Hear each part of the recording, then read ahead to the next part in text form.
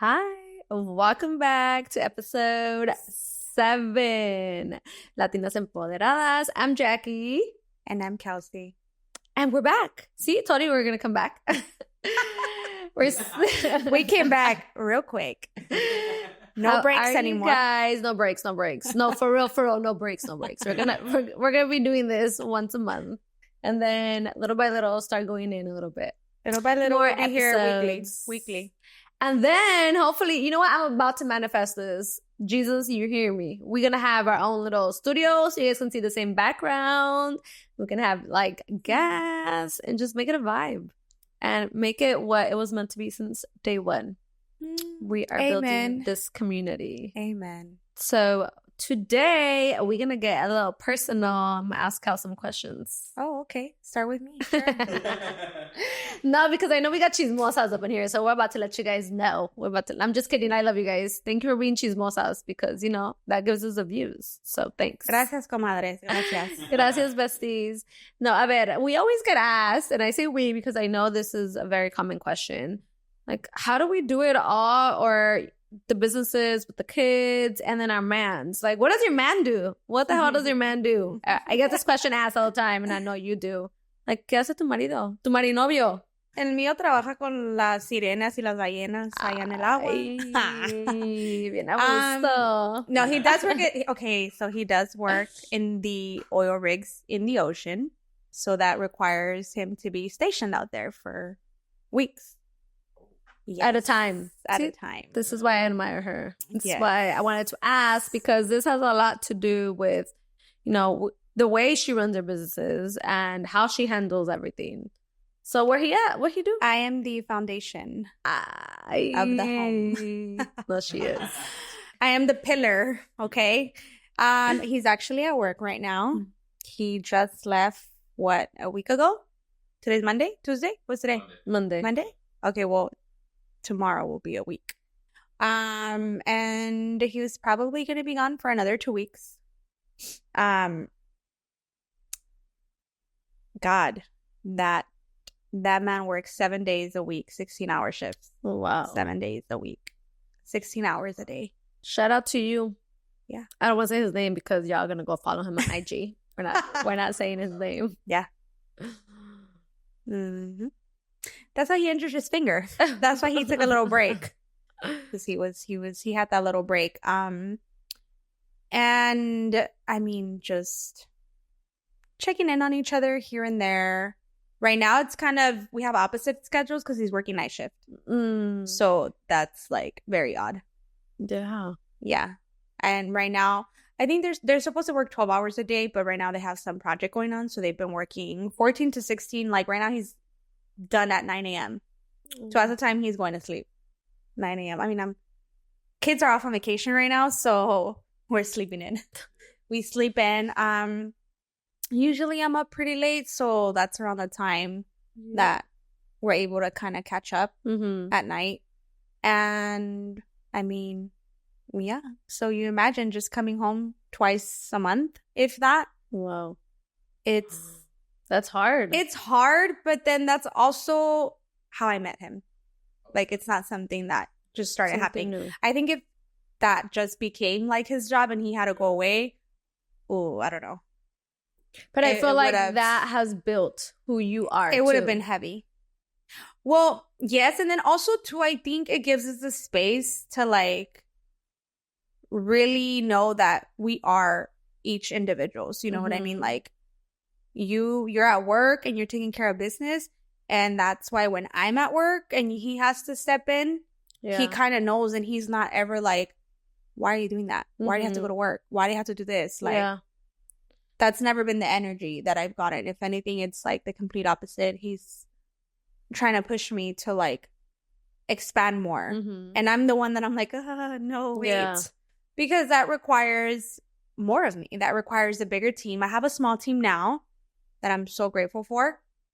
And it's funny how we on the last episode talked about like, okay, you're not ready. Like, don't feel like you're not ready. But I don't think right now is the right time to take on a bigger team because that requires much more personalities, like coming in contact with more personalities and like, you have to train them and everything. But I mean, other than that, yeah, it is hard. When we come home, me and the kids, we get home and it's like, Dad's not home. Yeah. But there's kind of a balance too. Yeah. In a sense.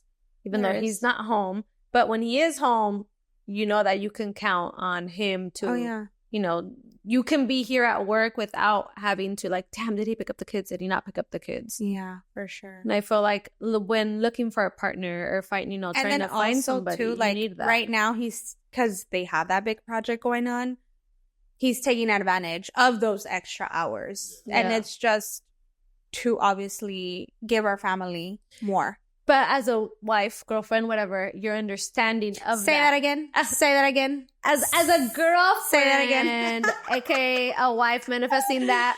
I don't want to say your name, but you know who you are. She's looking for a ring. I'm married, you guys, and I don't have a ring, by the way. I got a house. I got a house instead, so I ain't even mad. I got a house too, so I am mad. I decided the house. No, but I feel like you saying that too. My husband right now, he's working and he's doing OT every day. So he's out in Irvine and he gets home probably like around 5:30. And that's a time that I'm like, okay, you're going to be home. Like today I came over here and he doesn't get mad. He's like, well, why are you doing that? We don't even have time. It took me an hour and like 30 to get here. So we were on the phone. And he's like, this is the only time we have to talk. Because we get home, it's like the kids, lunch, or whatever it is. And I think like finding that person that can understand that hustle in you. He has his own hustle. He works, his 9-to-5 office job.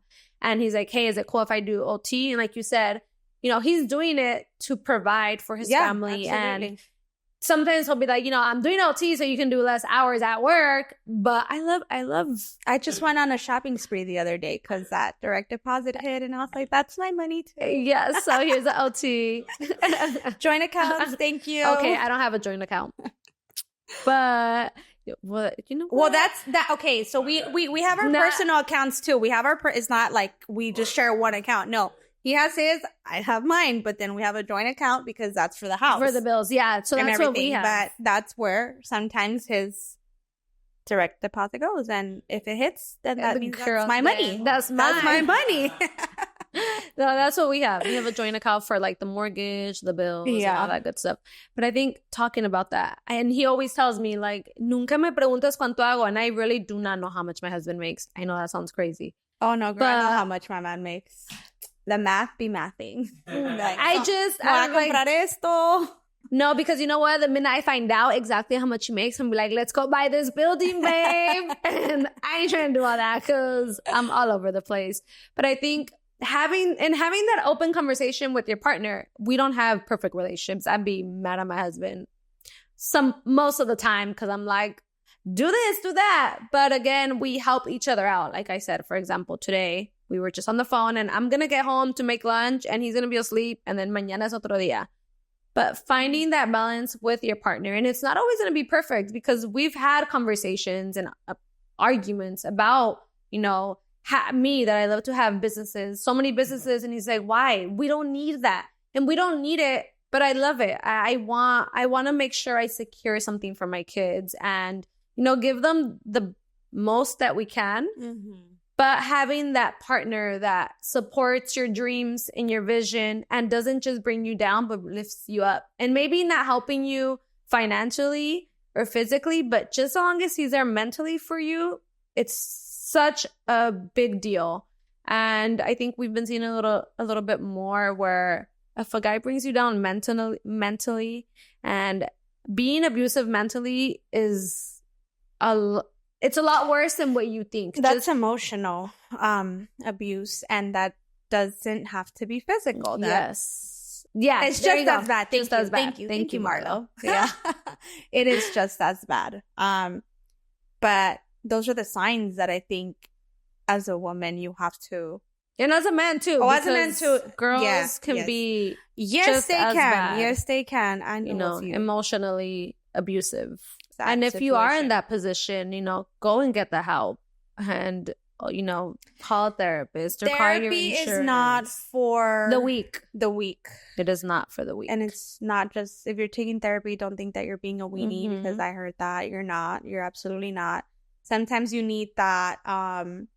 You need to hear it from somebody that doesn't know that angle of you. Like, because if you tell me your situation and I love you as a friend, I'm going to want what's best for you. And I'm going to probably like go hard on you, and then you're not going to like it. And then if you didn't listen to me and you're still with that person, then we have beef. Then we're not going to be friends. And then you know what I mean? Yeah. So nothing like a professional therapist who knows about the brain, knows how it works, and can get you out of that trauma. Yeah. And can help you. And surround yourself with, you know, people that are going to love on you. And as a friend, I think, not that we judge, but like you said, you know, we want the best for our loved ones, but still don't close yourself if you are in a situation because you're scared because, you know, your sister told you to let go of that man or leave that man or woman, whatever it is. Go and get that help and look for it and do what you can for yourself. And let's not leave something for tomorrow, because tomorrow is never promised. Oh, no. I feel like that is something big.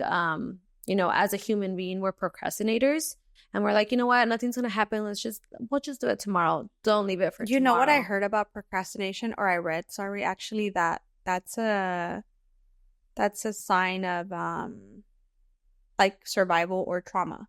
Like you're putting that off because your nervous system is it's not regulated. So you're just always putting stuff to the side, or like people that like to be late, like me. No, not just 15 minutes just late, kidding, guys. though. But sometimes like no, you know late. What I think when I'm late, I think that God saved me of like an accident or something. I swear. It's not like I do it on purpose. So no, but yeah, that procrastination, like if you do it so often, I think you should kind of pay attention. Or like your body will talk to you. You just got to listen to it. A lot of things, maybe you think that emotionally or mentally you're strong because you don't have the luxury to sit there and process your feelings or be depressed. But you definitely, it'll come up in a sickness. It'll come up in... Yeah, because your body's holding on to things. Or maybe not a sickness, maybe acne all of a sudden, or like fatigue. You're feeling headaches, weird. Like you have to pay attention to all those things because our body's meant to protect us. Yeah. I think that we need to, you know, give ourselves... Or what about like priority. Not feeling safe with the person? Like you're in a relationship but you don't feel safe. Like that's also not a good sign. And by safe, I don't mean like, oh, somebody's gonna come and rob us and like you can't beat their ass. No, like safe as in like safe emotionally, like just or being overall to like talk to or that like person. your nervous system goes into like fight and flight. Like that should be or they're rejecting that other person. So those signs are signs are to there. Definitely look out for. And look for some help, and don't be scared to look for help, and talk to whoever you need to talk to. Find a therapist. I think therapy is like such a big deal in our... But I think therapy is becoming a little bit... I see it more common now. Yeah, getting a little bit more normalized, if you want to call it. But also too, like for example, me, I tell my kids, I'm pretty sure that they don't understand me, but I'm just like, I don't want you guys to grow up in survival. Because it's not cool to realize in your 20s, 30s that you've literally survived your entire life. So what does that mean? What is like what's survival? Yeah. I mean, I think for me, it would be, let's say, I mean, I grew up without a dad. So for so long growing up and seeing my friends have their dad, I felt less worthy. I felt like I shouldn't be in relationships because if my own dad isn't in my life, what makes me think somebody else is going to love me? You know? So then you get in your head and you create this negativity, or you put a wall. Yeah.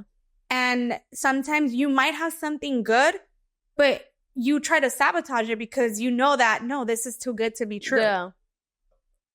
It's anxiety. It's like nervousness. Your palms start sweating. Not being able to speak what you want to speak because you want to dim your light to not bother others. Because you want to keep other people in your life. Yeah. It's a lot of things. It's a lot of things. And I think I just probably realized it like a year ago. Yeah. Like I've been trying to heal since I was like 24 years old. But I didn't know. So healing is not like, it's not something that, oh, you did it and that's it. No. It's like probably a long life process. Yeah. And especially me starting to heal at my 30s. Mm-hmm. So I literally have to go back and rip layer by layer. I have to heal that little girl that thought that she wasn't deserving worthy of a man's of love. the love. Not necessarily just a man, but like I just feel like, I don't know, when you don't have two parents in the household, it's just different. Mm-hmm. And also, for whatever reason, I didn't bring that up to my mom. My mom was always working. Like, I just always saw my mom as a strong woman. Yeah. And seeing her now in her 50s and journaling, and it just pisses me off even more to know, like, what she actually lived through, the emotions that she suppressed, and now seeing her trying to release and release. Yeah. Let go of what's not for you. And I think that's a lot in our Latino community, that the moms were always like strong and, you know, took care of the household, whether it was always being at home or always working. And now I can relate to that, because now, like, my mom, she's trying to live her best life. And unfortunately, I lived a different life. I had both of my parents in the household. Yeah. But we were living a lie. And like, I'm like, why did you stay, Mom? Like, my dad was not abusive or nothing like that, but I've talked about it before. You know, he has an alcohol problem. He's an alcoholic. It's like, well, why did you stay? You did it for me, but little do you know, this is all affecting me now in my 30s because I lived a lie. I thought, you know, my house, not that it was perfect, but I had both of my parents and I thought everything was fine and dandy. And now we're 30 and they're like, my mom's like, you know what? Like, we're just going to get a divorce. And, you know, and I'm like, wait, what? A divorce? You guys were fine my whole life. So I feel like as a mom or as a wife or whatever, we need to be realistic with our feelings and with what we want and what is going on in our lives. And I like that you bring that up, because obviously we had that conversation privately. And I always keep you in mind, because it's like, even now your parents going through that, you're an adult and it still hit you hard. A lot of times people think, well, I'm doing it for the kids. But are you really? Yeah. Or are you just using the kids as an excuse to not pick up and go? Because kids will feel that energy. Yeah. If you're having problems with your spouse or partner, and your kids are seeing that you're not sleeping in the same room, you're not being affectionate, or you're not going to show your kids what affection looks like. So when they get older, how do you think their relationships are going to be? Yeah. They're just going to continue a cycle. Yeah. And that's not what I want for my kids. We got to break that cycle. Yeah. That's not what I want for my kids. And we have to remember that it's okay to not stay. And it's okay to unlearn things that you thought were the right. Well, my mom stayed. Yeah. Or my dad stayed. You know, because it goes both ways. Yeah. But that's what I mean when I tell my kids, like, I don't want you guys to survive. I want you to live. I want you to be a regular kid. At this age, you should have no worry. You shouldn't be thinking about, oh my God, like, all my friends, they have their little crushes and they're also like, okay about having like a boyfriend. I did not have a boyfriend until I was in high school. Yeah. And like, I wasn't the type of person to be like, oh, we broke up. Okay, I'm with the next guy. Like, no. Yeah. Absolutely not. But again, because I put that wall there, I was fearful of like letting people play with my feelings. Yeah. Very prideful. And pride is good, but not all the time. And not in all the situations. Not in every situation at all. And I think just self-love, like giving our time, like going to the gym. Or we think like Pilates. They're just kids. Again, they don't know. No, I remember being a kid. I felt a lot of things that I couldn't talk about. Yeah. And a lot of that stuff stood with me. Maybe I didn't ask my mom because obviously, you know, she was a hardworking woman and like she did the best that she could. She knew she could. Like whatever she thought was best. But also too, I feel like had she been a little bit more vocal with me and been like truthful about my dad, then that would have saved me a lot of heartache, a lot of self-doubting, a lot of. But again, as parents, my oldest is in therapy. She's been in therapy for 3 years. But my see, son. I feel like now we're breaking those chains and we're changing our generation. My mom was mad, like, oh, ¿qué estás haciendo? Estás loca. Like, tú ponte en terapia. And I'm like, I am Girl, in therapy, I am girl. in therapy. I'm about to take you too. But I feel like I that's love my important. therapist and I love my daughter's therapist. And like, yeah, we just gotta break that chain and break that cycle where it's like, no, we're gonna stay because ¿qué van a decir? Okay. When a couple weeks ago, my brother came over and my boyfriend was home. And I think we had just gotten back from either like soccer. I don't know what we were doing. We do have a thing, even when he's not home.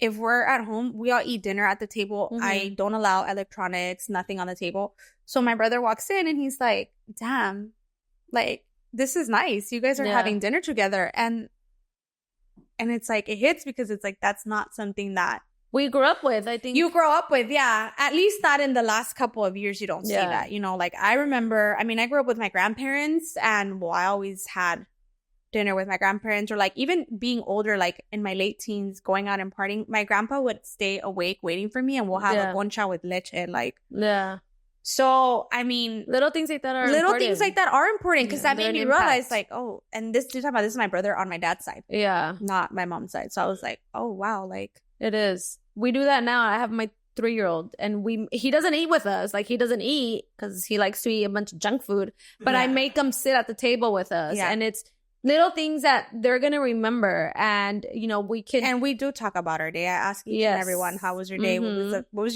the favorite part about your day? Because sometimes too, you know, you can have a kid and think that you're doing the best because you're providing roof, you're providing food, but that is the bare minimum. If you don't have a connection with your child, that's not good.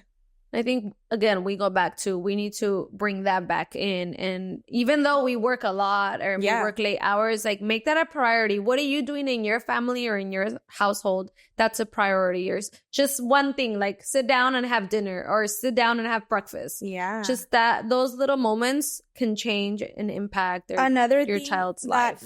Our therapist told us to do, like with my oldest, since she's the oldest sibling, she feels like she has more pressure, more responsibility. The little one's always like crying out for her or whatever. Yeah. But she just loves her. That's her favorite sister. But we started so there's this journal that I bought. I think it was on Amazon. Oh my God, not me getting a FaceTime right now. It was on Amazon and it's basically like a mom and daughter journal, but it could be any journal where sometimes like we as moms, we have so much on our plate. And then like if your kid wants to come and tell you something, but you're stressed out, you react and sometimes you take that out on them. And then imagine how they go feeling. Yeah. So you kind of talk in that journal about everything or like anything that they couldn't say to you at the moment. Or also too, like if you were mad at the time, you kind of are cooled down and now you can sit there and write what you do want to say rather than making the situation worse for being mad. And I feel like that really works and it connected us so much more. I mean, I've always been close to my kids, but like it also got me sentimental because it's like, oh, I wish I would have done this with my mom, you know? But see, now you're doing it with your kids. Yeah. So. And I do take each kid out individually. Oh, that's really nice.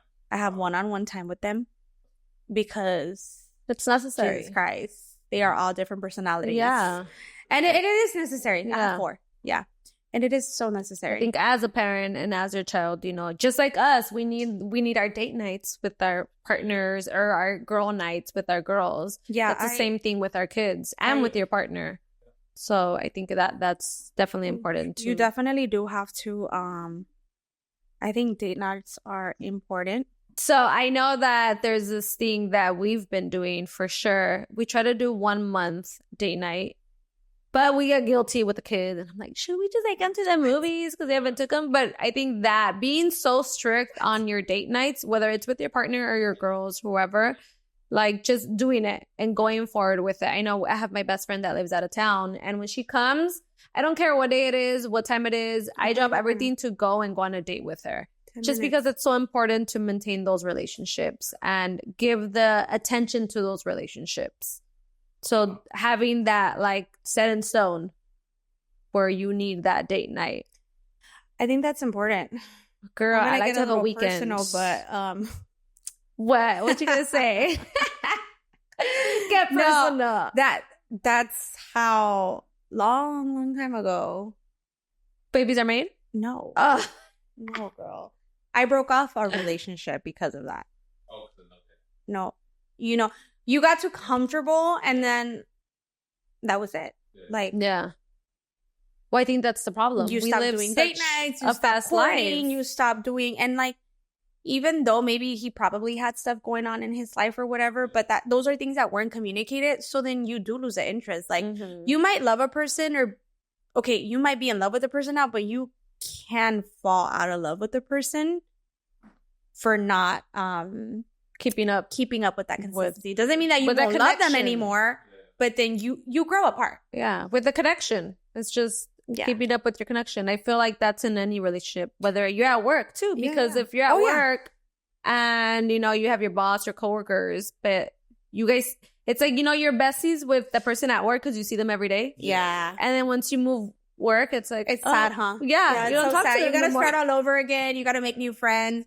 But I think, and yeah, with friendships, it's also important too to nurture that relationship, water it. You know, yes, we have shit going on, but once in a while, I just caught up with one of my good friends. Like, I haven't seen her in forever, and like, we actually hung out twice in the same week. Yeah. And I was like, oh, this feels nice. Like, you know, because yes, while I have kids, but I've always said I had my daughter when I was 20, and that has never stopped me from living my life. She was never an excuse, and neither are the rest of them to, oh, I can't do it because I have kids. Yeah. I go to the gym. I haven't gone to the gym. I took a break. I'm gonna go back. I gotta text my trainer back because he texts me again. He's gonna come in the comments, Cows, you have not showed up to the gym. I took a little break. It gets expensive. Oh yeah. And anyways, I was eating better. But no, yeah, like you say, you have to, even if it's once a month, like, that's okay. And also too, being okay with your partner going out with their friends. Doesn't have to be every weekend, right? Absolutely not, right? Because if you're already in a committed relationship, what the hell are you trying to do? Don't be out with your friends every What are you trying to do every weekend partying, right? But once in a while, it's nice too. Yeah. My boyfriend took a guy's trip last year. I think it was in Mexico City for, I think, one of his buddies' batch or something. And they just went out there because they wanted to go see soccer. Yeah. And like, I swear he kept FaceTiming me, and I was like, stop calling me. Because when I go to Cabo, I'm not going to call you. I'm going to call your ass. But like, my friend was like, what? Like, you let him go? And I'm like, I feel like he's not chained to me, and I'm not chained to him. Like, I feel like at the end of the day, if somebody's going to do something, they're going to do it. El que va a ser cabrón, va a ser cabrón. That's on them. But it goes the same way for women. Yeah.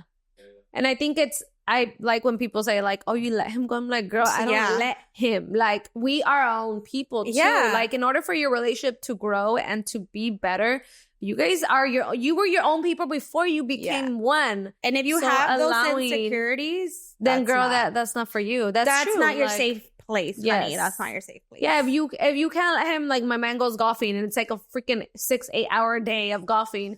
I don't be calling him because I know that's every day. No, he does like every 2 weeks, whatever. But if you can't let somebody go somewhere for 2-3 hours without you having to call and check up on them, you gotta check yourself. And maybe that's not the relationship for you, because you get obsessed. You get an obsession and things can go south real quick. Yeah, that is. So now, if he's doing it every single day, then you need to go find an FBI. You need to go find a new man, girl. You need to go find a new man.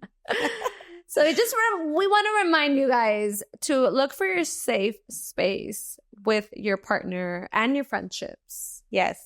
And just make sure you're aware of where you're, like Kels always says, where you're letting your energy go to. Because that's super important. Super, super important. Como dijo Daniela Beef in the... Oh my God, that was amazing. Such a great... Do you know who that is? Such Daniela a great show. You have to look him up. Oh, we have to put a clip in here. We do have to put a clip in here. Esta noche Dios quiere darte paz. No importa cuán fracturada o sucia pueda parecerte tu vida. Cuán difícil te parezca creer que hay un Dios que existe y que te ama. No me importa qué tan dura sea la grieta de tu corazón. Él está listo para arreglarlo todo.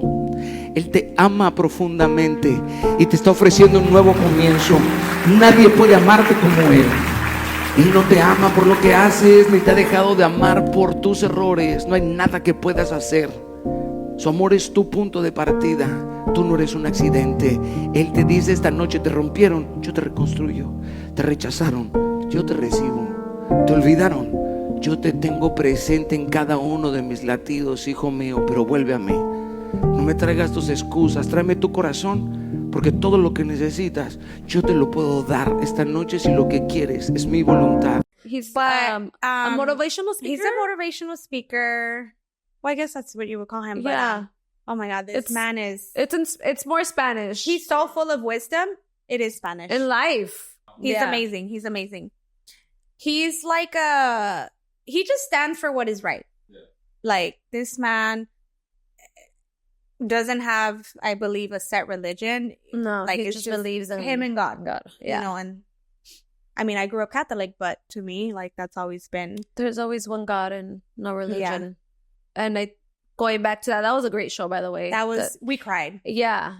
I feel like as a person, people are like, that's so stupid. Why would you go to a speaker and get motivated? We all need that wisdom to be talked. We need life to be talked into us.